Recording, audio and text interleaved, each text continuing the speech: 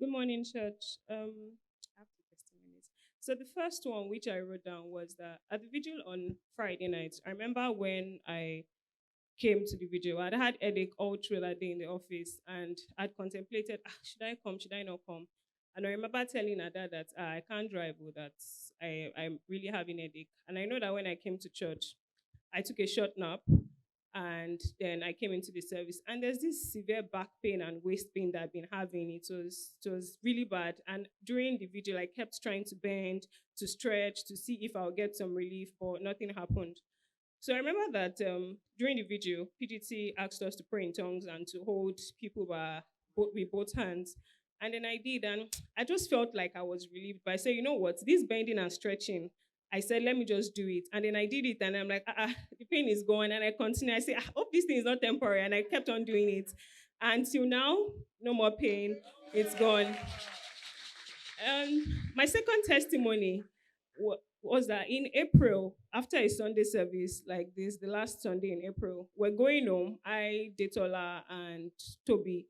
And on Ademola Adetokumbo, there was an accident involving my car and a bike. And I was actually stationary, and this bike guy lost control because of some other people's misbehavior. And then he lost control of the bike and ran into my car.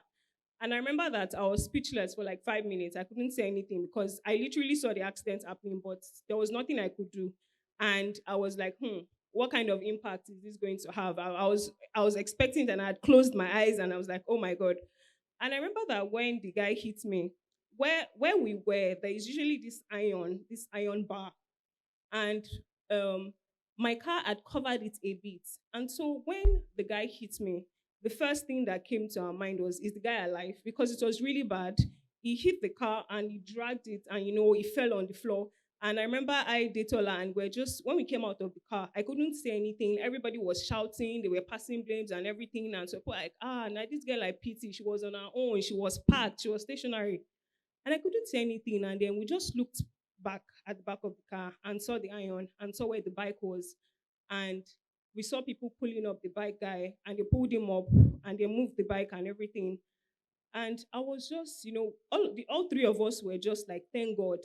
Because that iron, we knew that if my car was in there, it could have run, it could have hit his head, and we know that he would have gone.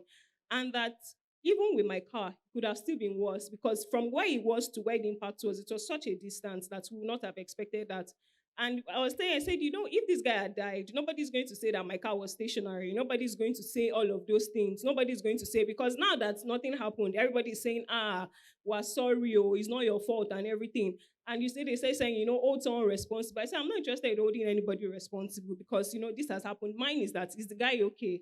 Is everything fine? As long as, that is. So I just remembered while sitting that God really delivered it, because it could have gone, it could have gone really bad, because I could not imagine, seeing somebody die just, in front of me. So I want to give God the glory for protection, for saving us from scandals. And I prophesy to the church that wherever you need healing, God will show up right on time for you. And in every area of our life, there's this thing in Yoruba, Anishagbako Lorúkọ Jésù. Hallelujah, hallelujah, hallelujah.